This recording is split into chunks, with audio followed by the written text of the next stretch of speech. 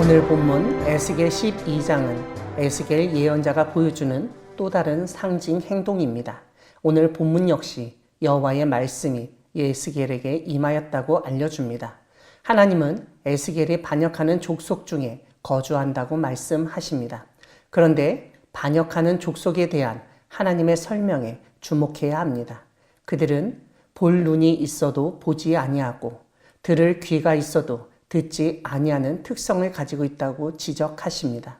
일단 보지 않고 듣지 않는다는 표현에서 알 수 있듯 하나님이 보여주시고 들려주시는 것을 그대로 받아들이지 않는 모습을 상상할 수 있습니다. 이것은 말 그대로 반역하는 족속은 하나님을 거역하는 사람들이라는 사실을 잘 보여주는 표현입니다. 사실 사람이 외부로부터 정보를 얻는 가장 큰 통로가 눈과 귀입니다. 그런데 그 눈과 귀가 있는데도 불구하고 보지 않고 듣지 않는다는 것은 외부 세계에 대한 관심이 없다는 뜻입니다. 자기 중심적이고 이기적인 모습을 보여주는 것입니다.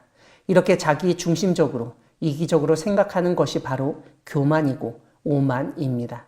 이런 가운데 하나님은 에스겔에게 포로의 행장을 꾸리고 낮에 그들의 목전에서 끌려가라고 말씀하셨습니다. 포로의 행장이라는 것은 그 당시 포로로 사로잡혀가는 사람이 들어야 했던 짐을 말하는 것 같습니다. 3절 뒷부분은 그렇게 행동해야 하는 이유를 알려줍니다.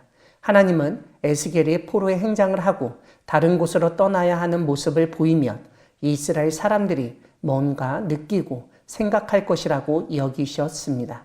4절은 3절의 말씀을 다시 한번 반복하며 에스겔이 그런 행동을 하도록 독려하십니다. 에스겔이 하나님의 말씀에 따라 행동하는 것의 초점은 바로 포로입니다. 포로의 행장이라는 말이 3번 반복되고 있고 포로 되어가는 자라는 말도 사용되고 있습니다. 그뿐만 아니라 끌려간다는 동사도 반복해서 사용되었습니다. 여기서 우리는 에스겔이 행할 행동의 의도를 확인할 수 있습니다. 바로 포로로 잡혀가는 것을 생각하라는 의미에서 그런 행동을 하게 하신 것입니다.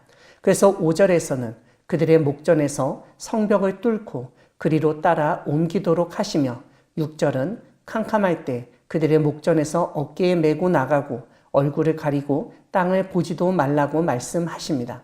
이런 에스겔의 행동이 이스라엘 족속에게 징조가 되게 하시겠다고 선포하십니다. 7절은 하나님의 말씀대로 에스겔이 행동한 것을 알려줍니다. 8절은 그 다음날 여호와의 말씀이 에스겔에게 임하였다고 알려줍니다.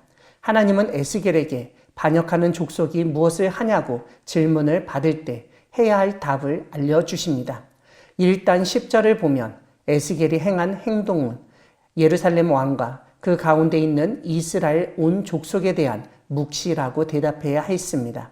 묵시라는 것이 바로 하나님이 보여주는 것이고 어떠한 환상이나 현상을 통해서 하나님이 가지고 계신 뜻을 파악하도록 주어지는 것입니다. 에스겔이 행한 행동으로 앞으로 닥칠 일과 하나님이 뜻하신 바를 잘 이해해야 한다는 점을 알려주는 말씀입니다. 11절은 에스겔이 행한 행동이 6절처럼 그들에게 징조라는 점을 강조합니다. 그리고 포로로 사로잡혀 가리라는 말씀으로 그 행동의 의미를 밝히 드러내십니다. 17절은 여호와의 말씀이 에스겔에게 또다시 임하였다는 사실을 알려줍니다. 에스겔이 떨면서 음식을 먹고 놀라고 근심하면서 물을 마시며 백성에게 말하도록 명령하십니다. 이런 상징 행동은 결국 여호와 하나님이 어떤 분이신 줄 알게 하려는 의도를 담고 있습니다. 오늘 본문 마지막 부분은 하나님이 허탄한 묵시나 아첨하는 복술이 다시 있지 못하게 하시겠다며 하나님의 묵시를 더디지 않고 응하게 하셨다고 선포하시는 내용입니다. 사랑하는 광야교회 성도 여러분, 하나님은 예언자의 상징 행동을 통해서 경고하시고 알리시는 분이십니다. 오늘 본문은 에스겔에게 포로로 사로잡혀가는 행동을 하게끔 하시는 것을 알려줍니다. 그런데 포로라기보다는 일단은 피신가는 모양새이고 그러다가 잡혀 포로가 되고 죽는 모습을 보여줍니다. 사실 이러한 일이 에스겔 당시 예루살렘에 남아있던 사람들에게 실제로 일어났습니다. 시드기야 왕과 그 신하들이 바벨론의 포위 공격을 견뎌내지 못하고 성벽을 뚫고 도망가는 사태가 발생했습니다.